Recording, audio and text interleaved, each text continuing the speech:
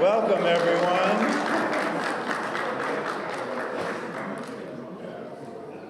Welcome to this week's celebration of service for Bloomington Rotary Club, August 20th, 2019. It's great to see you here. I'm Aaron Davis, current president of the club, and wow, love the energy here. Thank you. I thank Judy Witt, who is our greeter today, photographer Charlie Osborne, the cats from Community Access Television, which posts our videos online. So check that out if you want. We'll have the link in the roundabout. And thanks to roundabout reporter Katie Beck, and to our gracious hosts right here, St. Mark's United Methodist Church. So right now, Mike Baker is going to come up for the pledge and reflection. Thank you, Aaron. Good afternoon. Please join me in the pledge. I pledge allegiance to the flag of the United States of America and to the republic for which it stands, one nation, under God, indivisible, with liberty and justice for all. Please be seated. You know, when we end our meetings, we always say, "And is it fun?" Oh, can you hear me? Better. Better? Okay, this one, not that one. We end our meetings usually with, "And is it fun?" And somebody mentioned to me one time, they said, sometimes it's just not fun. And I get it. I understand that. And I started thinking about, what to say today, and started thinking about most of us during the day are working or not working. You run into stress. Family, co-workers, financial, and my gosh, if you happen to spend a few minutes on any news media, you're going to get stressed. No matter what happens, there's always conflicting reports of the same thing. And everywhere you look, people seem to be a little more agitated, even at the farmer's market. So there's just a lot of stress. And I thought, okay, I'm not a doctor, but I did stay at the Holiday Inn last night. And I tried to come up with some thoughts. I thought, well, there's an easy way to help alleviate stress in your life. Several things you can do. One of them is try to come to Rotary every Tuesday. Sit at a table. You know the subjects not to talk about that open the old stress can of worms, but you find out about neighbors and friends here in Rotary, what they're doing in their lives, where they're traveling to, where they've been. And you just always feel uplifted after this kind of a meeting. But you can't always make a meeting. So what do? You look at the roundabout, and you read about what happened at our club the previous meeting and what's going to happen at our club. Then Rotary also offers you some opportunities to do service work in the community. We even have a 5 at 5 social hour. If you do any of those things, especially if you do all of those things in a week, you'll relieve a lot of stress and be a lot happier. So. Thank you.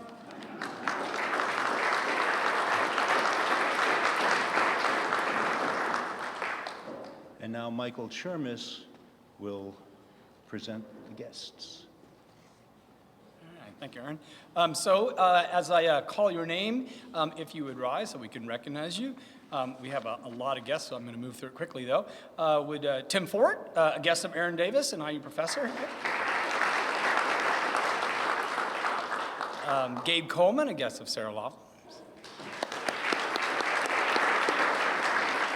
Jim Krause, a guest of Lynn Schwartzberg. Judy Bush, a guest of Sarah Laughlin's. Hey, Judy. Clark Carlson, a guest of Liz Irwin's. Mike Riggle, a guest of Ron Barnes. Don Bird, a guest of Aaron Davis and feature speaker. Sankalp Sharma, a guest of Jim Brights. And his mother and father, Sandeep and Shauri Sharma.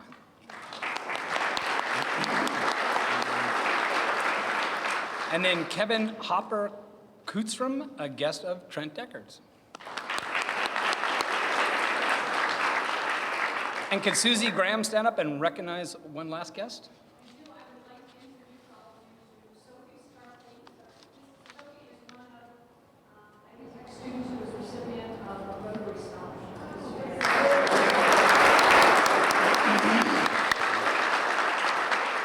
Thank you all for coming, and if you have any questions about Rotary, just turn to somebody right at your table. Thanks. Thank you, Michael. And now to Rotary's family. We have several birthdays this week. Phil Eskew, yes, Phil Eskew on August 19th, Hank Heichema, August 20th, Bob Holt, August 21st, Chris Kroll, August 23rd, and Bill Oates, August 24th. Congratulations.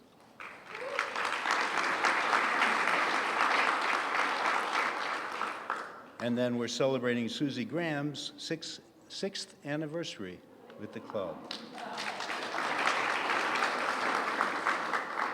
And I know they're already introduced, but I want to extend Rotary family congratulations and welcome to Sankalp Mohan Sharma, a Rotary actor, a nonprofit leader from India, and his parents.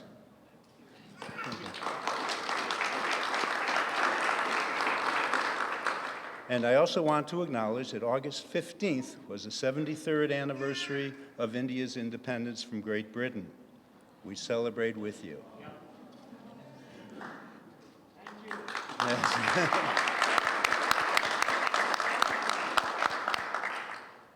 And now, Mike Baker is going to come back again with a special presentation. Probably figured this out, right? Our club's been busy this year with Paul Harris Fellows. Most of you know Paul Harris started Rotary in 1909 with a few business friends. And in recognition over the years, for people that have donated $1,000 to the Rotary Foundation, there's an award given called the Paul Harris Fellow. It can also be given to someone else, a non-Rotarian. You can give money in their name, and they can become a Paul Harris Fellow. And there's many notable Paul Harris Fellows, plenty in this club and throughout the world.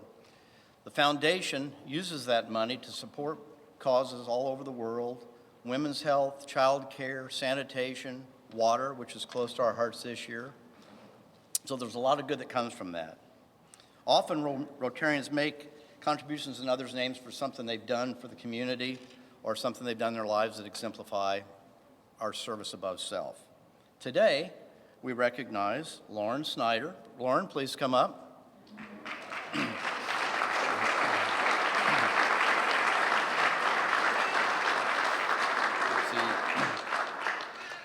With a Paul Harris +3.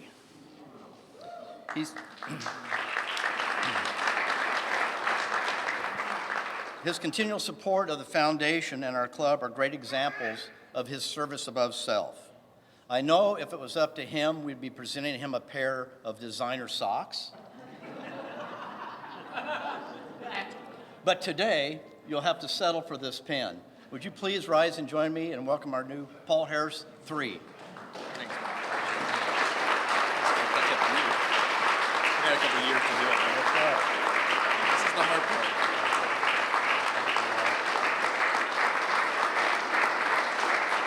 Using plenty of time to apply.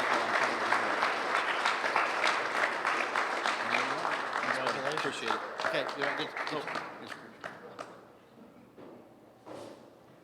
Thank you. Thank you. And now, do we have a check for Teachers Warehouse?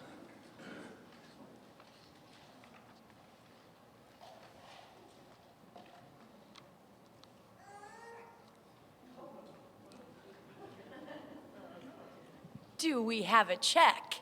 We've got a giant check.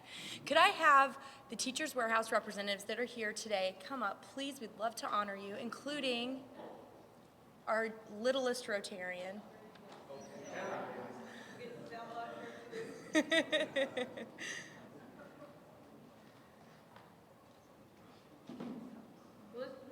let our president get up there. Okay. We have a very important visitor, yes.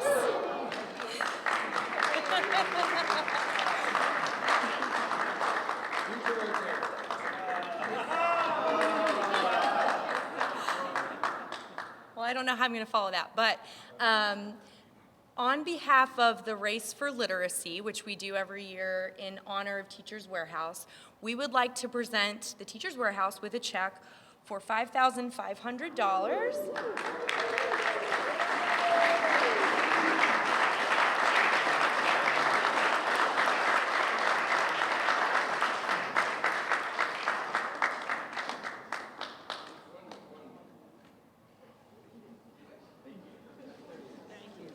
Would you like to say anything? I would like to say something. Yes. Oh, I would just like to say an enormous thank you on behalf of Teachers Warehouse. You probably recognize that everyone here from the Teachers Warehouse Board is also a Rotarian, and that Teachers Warehouse was started by our Rotary Club and continues to be very grateful for the support of our club in so many ways.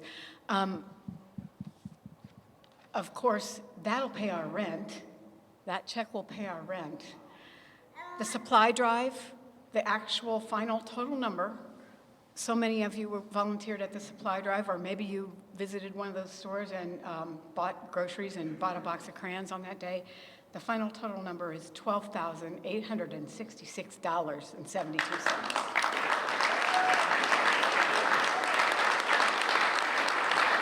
And then, of course, there are so many of you who volunteer in one way or another, either regularly every week, during the week, or during our second Saturday of the month when the Bloomington Rotary Club is responsible for the volunteers at Teachers Warehouse, or serve on the TW Movers team, which is men with trucks who are willing to go pick up stuff for us, usually on short notice. And so we really thank you all for all of your support. We could not do it without Bloomington Rotary.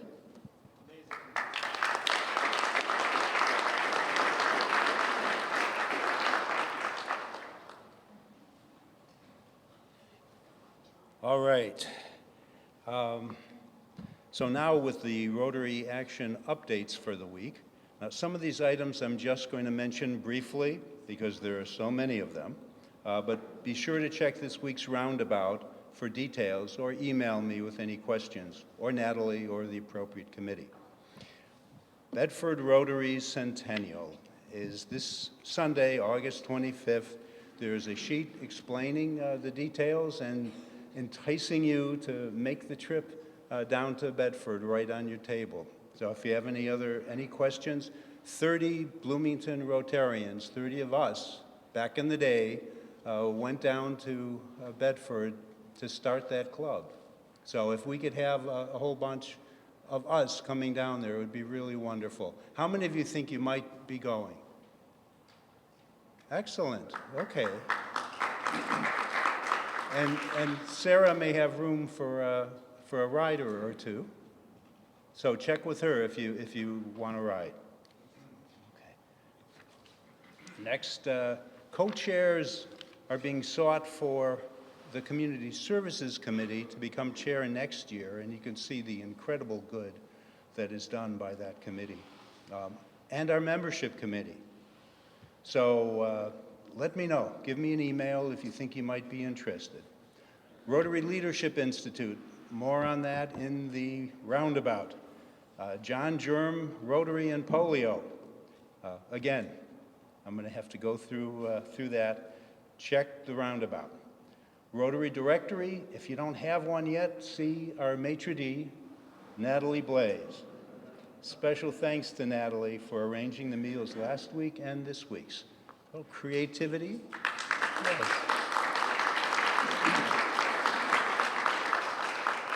Social media, we have a lively account on Facebook. Come join us, learn more about our club and events, as well as the other clubs in Bloomington and Rotary International. Board meeting highlights.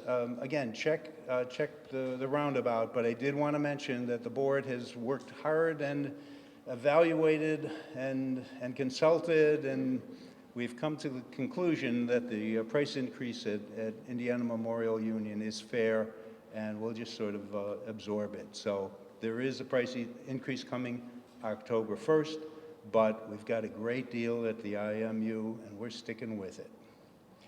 Frangipani room remodeling, we're not going to be in there from October 22nd through the end of the year, just a warning. It's going to be really cool, though, when we do get back.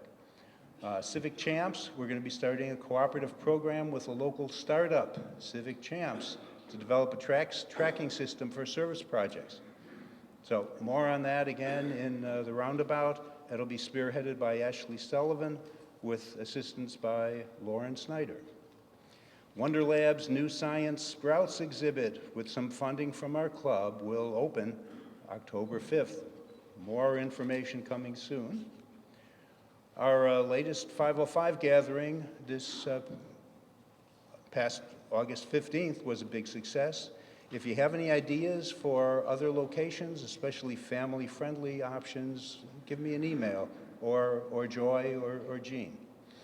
Just to mention the Rotary Toast honoring Carrie Curry, Friday, November 1st at Woolery Mills, 6 to 9 p.m. We expect another sellout. Jody Hoagland is coordinating information. I'll have brochures at the table. We're ready for Rotary Youth Leadership Award applications. If anyone knows a high school student who would be eligible, let us know. Joy Harder.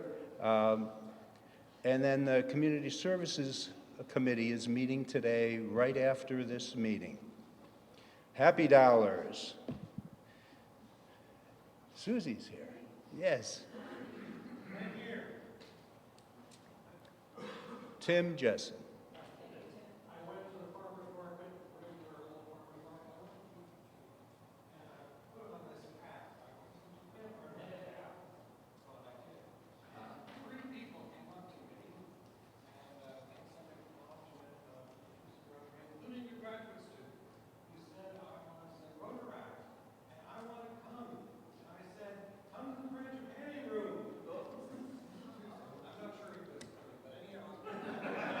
Wear construction clothes, yes. All right.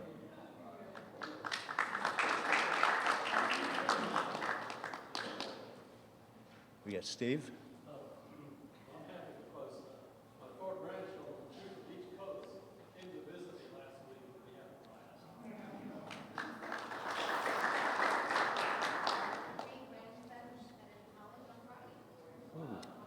Thanks, Liz.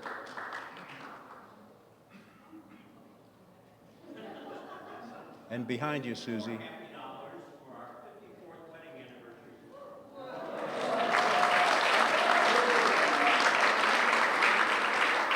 Wow. Jim Cryway. Well, Jim, yesterday was my 52nd anniversary.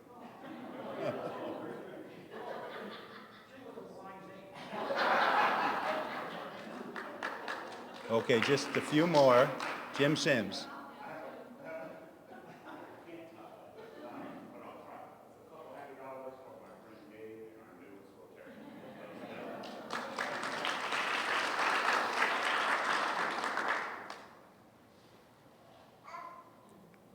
I'm so very happy that after 15 years, Teachers Warehouse is doing so well. Thank you.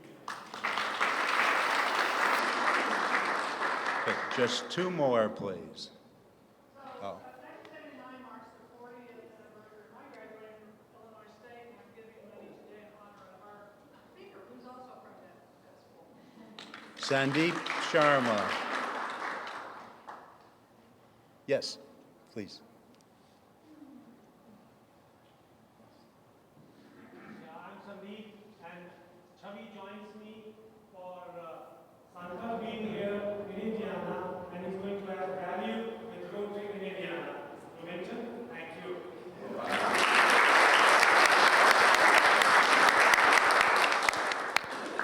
have one Susan B. Anthony in honor of Bedford and President John Bush and former District Governor Judy Lee.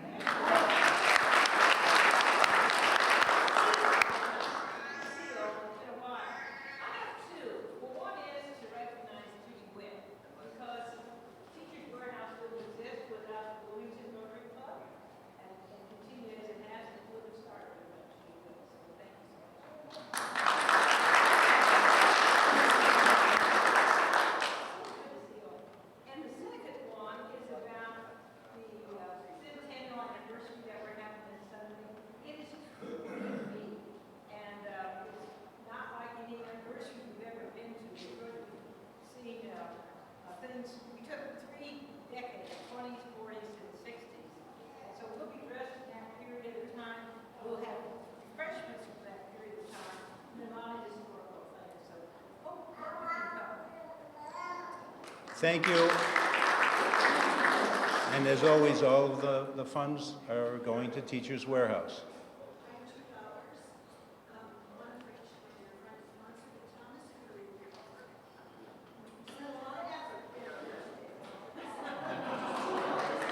Don't sit down. Don't sit down, Lynn. Time to introduce your guest.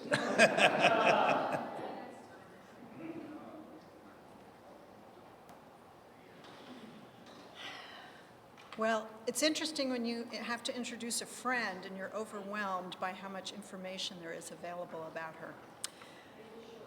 I'll make it really short, Wansuk. I keep crossing out.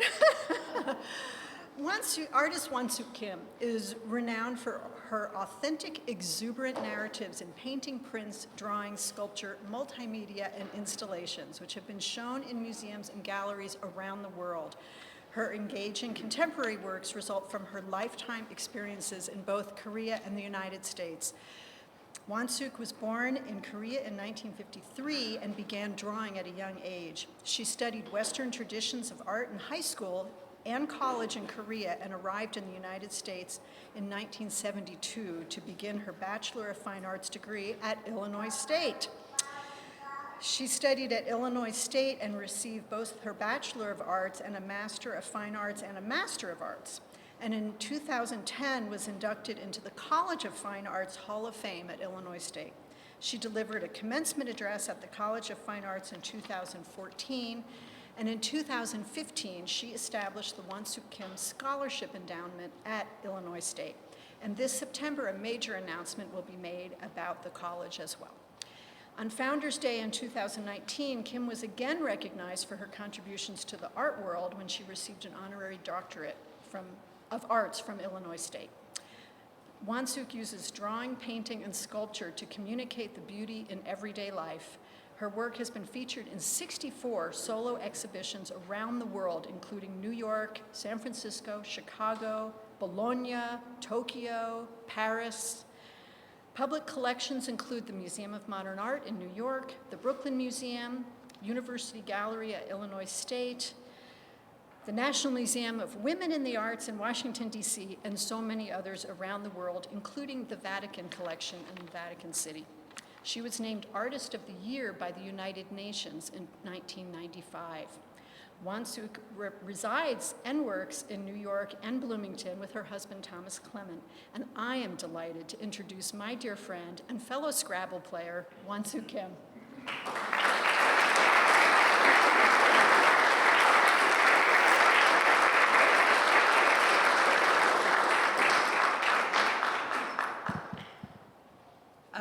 Okay, we have 20 minutes, and I'll try to make it even shorter than that, just in case you have some questions. There's 146 slides that I'm going to show, but don't worry, we're just going to click through 2 seconds each, which makes it about 5 minutes. And there's other things, since all of you here and myself has a common interest, and I want to talk about that more. Yeah, we're just going to click through this. This is the introduction of myself as I'm a second daughter in Korean family in 1953. Second daughter is about the worthless there is. First daughter, yes, we'll give you another chance, but second, you don't know what to talk about this. But anyway, I am that, and my parents had 6 more afterwards. Just keep going. It's my youth. And is this okay that I'm moving this around? Yeah, so I went to first year in college in Korea and studied art, and I was just young and fearless and stupid, and I knew everything and no one knew anything, and so I wanted to go someplace where I don't know the language or the tradition or the culture, someplace that I just completely foreign and I would learn everything. So my uncle at the time, I mean, of course, everybody who had any kind of artistic sentiment would go to Paris, but my uncle was ambassador to France, and that's another family tie that I did not want. So America was it, and oh, it's that. So I came to Illinois State University. I was admitted to many other named schools, but Illinois State paid me the most. And at that time, I was born after the Korean War period where everybody was poor, so poverty was not a shame, but we didn't have the funds. And Illinois State University paid me the most. So that was the one and only reason why I went there, and that really was a wonderful choice. I get to realize that more and more. So when I went there, I was just showing you some of these slides because at the time, the cool thing to do, what was in vogue was abstract expressionism. It's called specially color-filled abstraction. Everybody was doing that. They were pouring paint on the canvas, walk on it, whatever. And I need to keep 2.4 or more to keep my scholarship, so I got a bigger canvas, I poured bigger buckets of whatever, and I did get A's all through that, but it really didn't mean anything. I was doing a lot of other things, new experiences, new boyfriends, my mother's letter.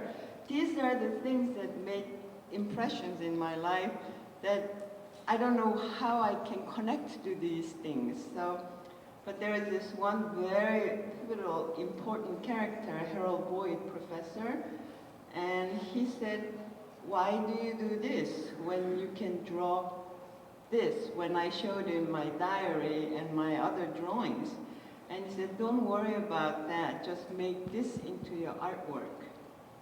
So keep going. So I started doing some Korean folk tales and things of the nature. So think about it in the context of 100 art students were all pouring canvases and stepping on it and make patterns and everything. And here I am making tigers and fish sellers but that's how cool the Illinois State University was. And I could be doing something so completely different, and it was accepted and well liked. And I think some of other students actually quite envied that I could do that and still get A's. So, sorry. So I did a lot of ceramic work, and this is my MFA exhibition. I wanted to say something about the university. So it was about twice a large space as this, and I covered the whole place with paper, and I drew in the place for 1 week. And I call this a normal experience because Illinois State University is in Normal, Illinois. And it was a play on word, but normal, all the experiences. So keep going. Me go back walking down the cornfield and starting my life, and all the way down here, I'm getting ready to go to New York. And I have to say something in here.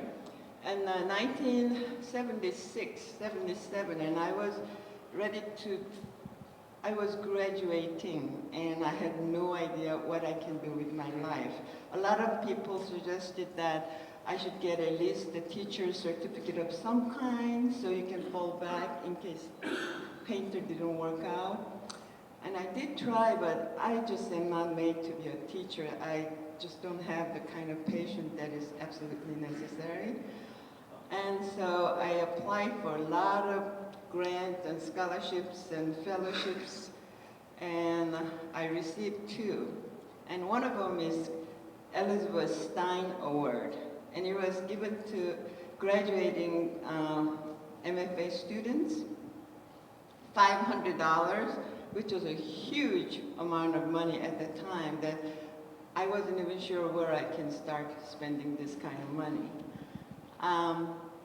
But I said that at the time to myself, this is so wonderful, because I wrote to my parents and said I got this kind of award, and I blew it up this big. It's the biggest award in America. I'm the first woman, Asian person to receive it.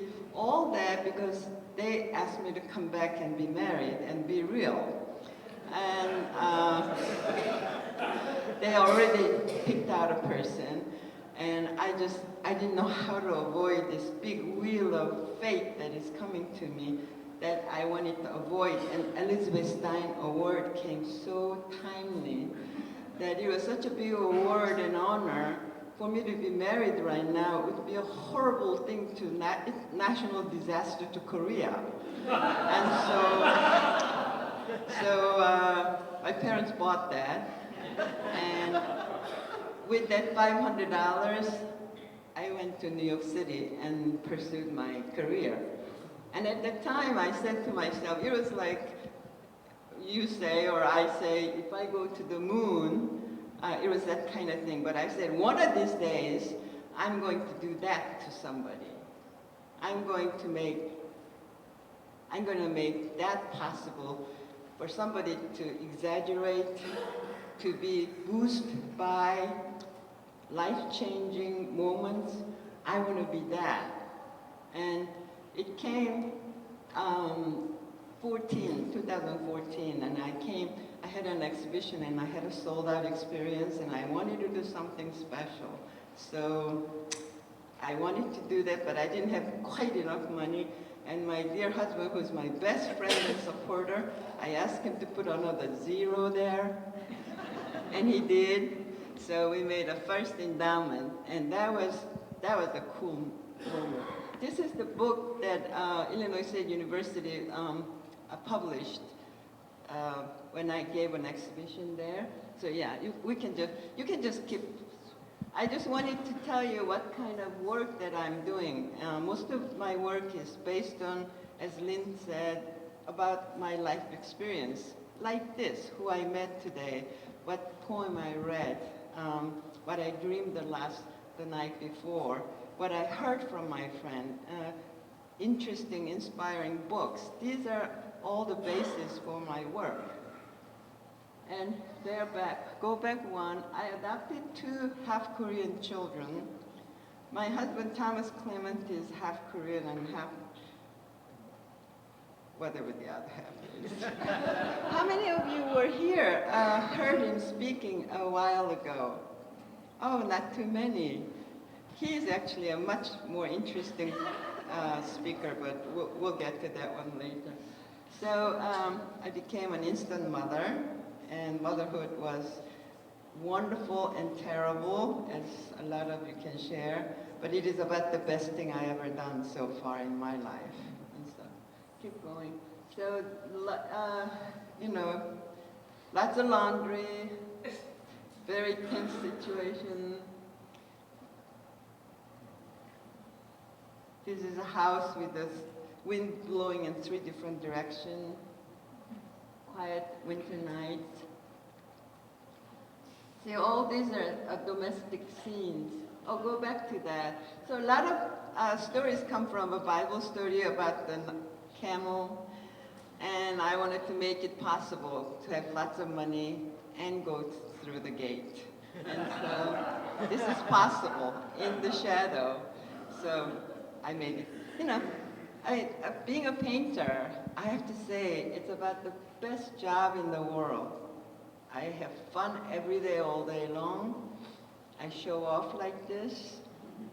I make lots of money, not as much as my husband, but so it has been such a blessing that I would do it all over again if I given the choice. And a lot of these are coming from different books. Lewis's book, Until We Have Faces, is one. And this is a series called Thousand Mountains.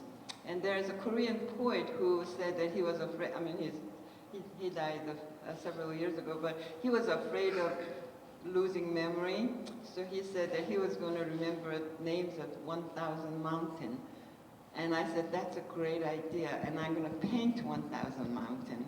So we're going to have an exhibition and him reciting 1,000 mountains together, and it didn't happen. He passed away before that. But he started way down in Kilimanjaro in South Africa, and he just started all over. And it was quite moving to watch this old man just going on hundreds of names of different mountains all over the world. So, go back one. This was, as I said, it just comes from my life story. My younger sister's husband, who was a fantastic cellist with the Washington Symphony, died of melanoma at a very young age. And so I made lots of paintings and drawings that has to do with that we come from the dust and we go back, but then there is a movement and creation and journey and that kind of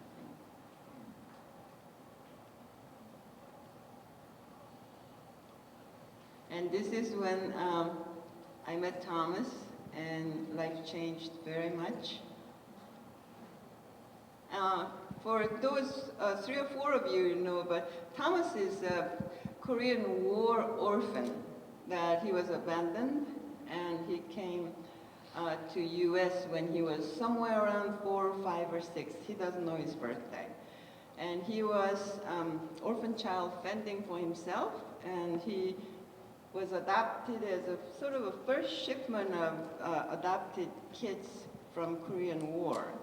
And he had his share of fun and difficulty and all that, but he is about the most positive man I know.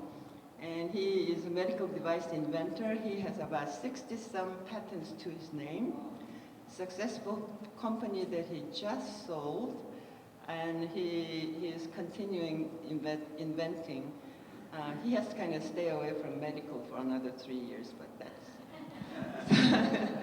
So Thomas and I made a foundation. It's Thomas and Wansuk Foundation, and we're doing what you guys are doing, giving back to the places that we know or that we don't know, that does more things with our money than what we can do. And when Thomas said, oh, Thomas and Wansuk Foundation, so it's T&W Foundation, and Thomas said, no, it has to be women first, so it has to be Wansuk and Thomas Foundation, which makes it WTF Foundation. I said, no, it is not going to be that. And Thomas said, oh, that'd be great, because everybody will remember that name or something. Okay, so I do a lot of sculptures and some of these are quite large. And this is my studio in Bloomington, right by the Oliver Winery. You guys are welcome to visit. So keep going. We need to rush it a little bit. I have so much to tell you about these lights, but those lights, my mother passed away about 5, 6 years ago, and you know that is about the biggest experience for a human being to have your mom die. And I feel like her spirit is lingering and telling and all this. I expressed it with lights. And then I said, oh, why stop there? Why just mom? It could be Schumann, it could be Mozart, it could be Jesus, it could be anybody that inspires my life, that is surrounding me. So I wrote a book, it's an essay. Let's keep going here, yeah. I'm sorry, one of these days, this is 1 hour talk. So these are wall hanging sculptures, and my exhibition, last one in New York.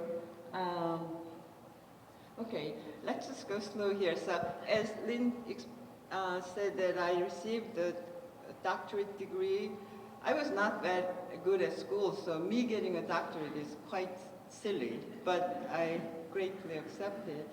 And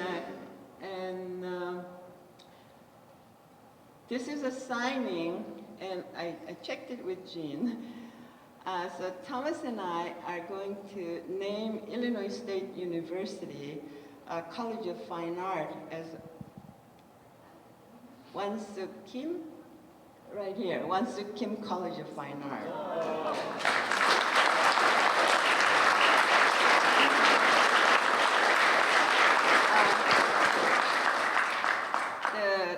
The naming ceremony is 12th of September, so the details of this is going to be announced at the time, so I cannot say any more than that. But it is really huge excitement. At first, we're going to just name School of Art, Once Again School of Art, but Thomas sold the company, and I think it can do a lot more if we. Thomas said, we're just going to name the college, and I said, no, it's huge, and he said, fine, we'll do it. So we did it, and it is a lot of money, a lot of opportunities, brand new programs, 3 chairs in each department. I mean, it's very exciting for us.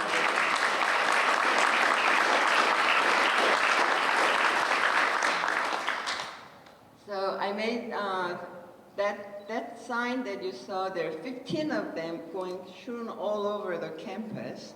And this is the first time that state university level has a name of Asian person, period. So I made a very big sculpture. This is at the Center for Performing Art building. And so it was just really a wonderful experience, and I think there's going to be so much more happening with that. The Illinois State is 31,000 students. It's smaller than IU, but I think that is going, I mean, they all say this is a game changer. The school is very excited, and we are very humbled by it, but, you know, that experience teaches me a lot. I have never thought that one of these days I'm going to name a college. It wasn't in my horizon. I didn't even know something like that actually existed. I mean, of course, you see Juilliard School, you know, you see things like that, but you never really connect your own personal with that. But when it happened, and I said, wow, we really need to dream bigger. So you know, it's just a huge blessing. You can't make this thing up. Somebody up in heaven has different plan. So. You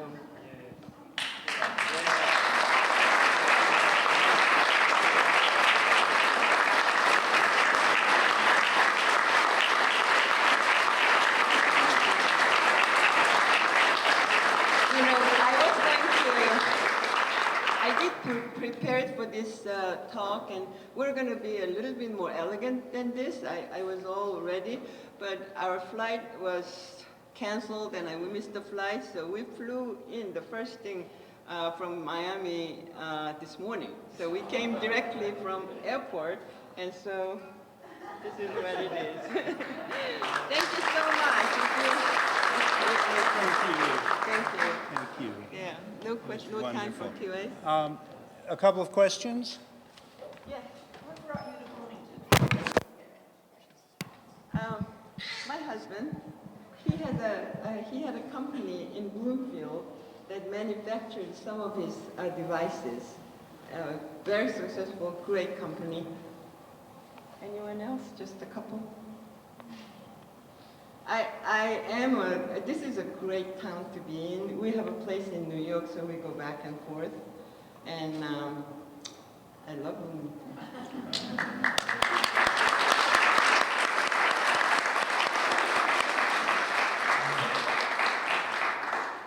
Wow. That's quite an honor. And I was here to hear Thomas's story.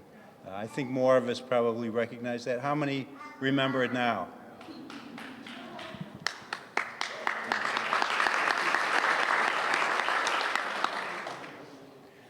All right.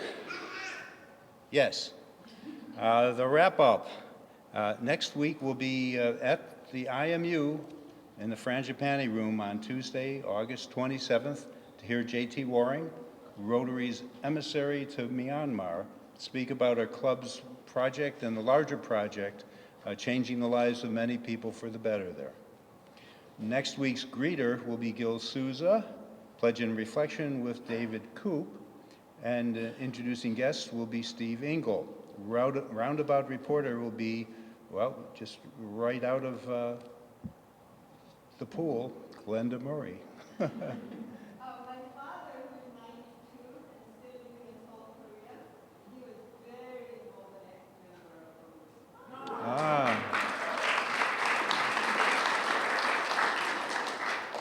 the connections are major. And when we get together with people, we find them. You know, we ask, we engage. It's great.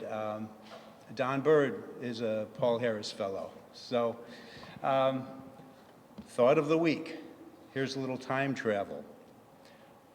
In 1915, Rotary's founder, Paul Harris, wrote, "We are passing our 10th milestone now." That was a ways back. "May our happiness increase with our usefulness. What Rotary will be 100 years hence, none living can imagine. There is nothing impossible to Rotary now." Thank you.